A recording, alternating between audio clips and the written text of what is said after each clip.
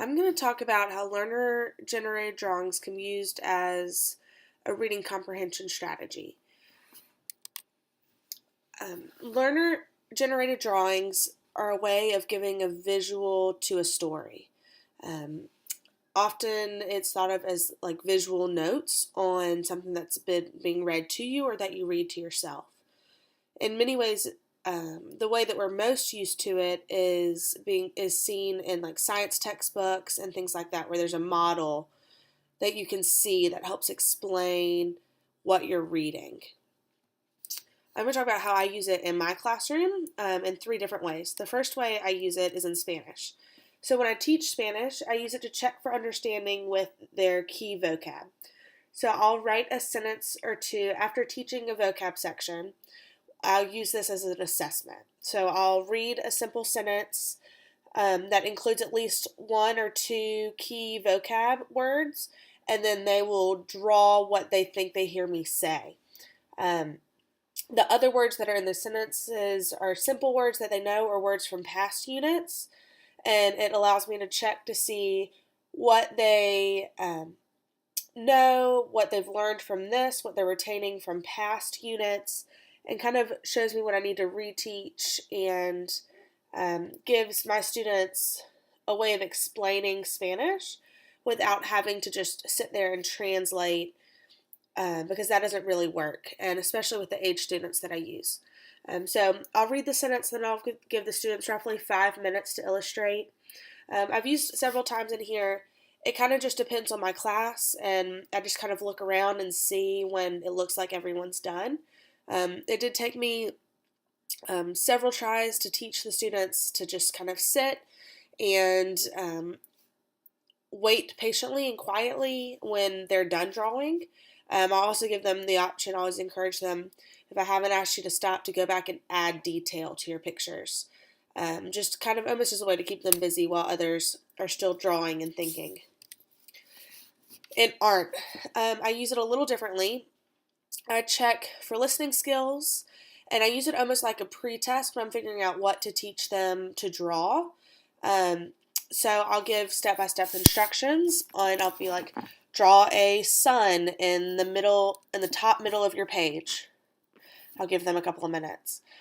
Draw a horizon line at the bottom of your page. Draw a dog on the right-hand side of your page. So things like that. What it does is it allows me to check for listening skills. It's funny how many people you tell them to draw a sun in the middle of their page and they draw it in the corner. So it allows me to check for that. And like if I'm introducing something like how to draw a dog or something like that, if everybody knows how to draw it, I don't want to waste a class period. So I use it almost like a pre-test. Or if I know my class is getting cut short, I might do it then as kind of a fun, different activity. And they seem to really enjoy it. So after I read the first step, I stop for roughly 2 minutes and let the students draw, and then tell the students the next step, and so on. And when they're done, I let them oftentimes color it in as kind of a fun activity, and then I collect them and use them later.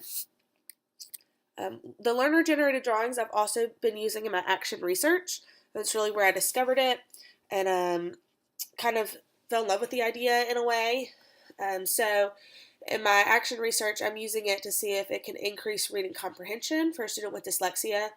And I know y'all know that, but I haven't really told you how I do it. So what the student does is they read a story silently and then answer questions. And the second time through, the student reads the story out loud and creates a learner-generated drawing. And she stops whenever she gets to something that she thinks is important, and she draws it. And what that does is she basically creates a comic book version of her story. And then she answers questions on it again. And I compare her answers and see if she gets better. And so it's been really interesting to kind of see her play with it. I've also noticed that with it, she's become more interested in the comic book type stories. So that's how I use it in 3 different ways. Why I like it. So there doesn't seem to be a right way or a wrong way to do it based on what I've tried to find online and out there on research. And it's also, there is no right or wrong for a student, which is a nice change for them. And it's great for my students who don't write yet, for my pre-K and my kindergarten. And then I also have some first and second graders who are obsessed with spelling things correctly.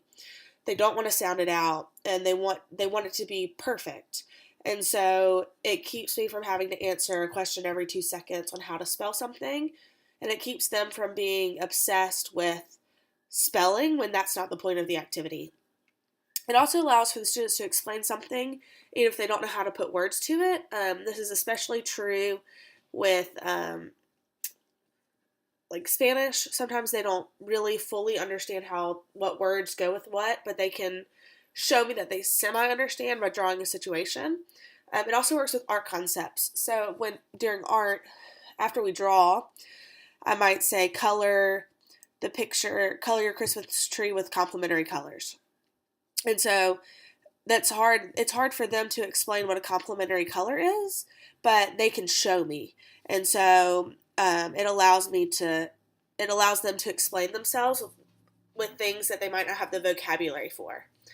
It also seems to give my students confidence when they get to share what they've drawn. So oftentimes after we draw, I let them share with their table, or walk around the room and share, or I'll pick a couple from each table to share as a class.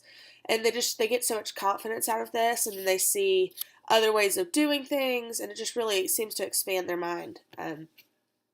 So this is how I use learner-generated drawings as kind of a reading comprehension type strategy. Obviously, not all of my students can read, so I use it more as like an auditory comprehension strategy, with the exception of my action research. So I hope that y'all feel inspired to try them, because I think that it's a really great thing, especially for some of your students who might struggle with a more standard type of assessment.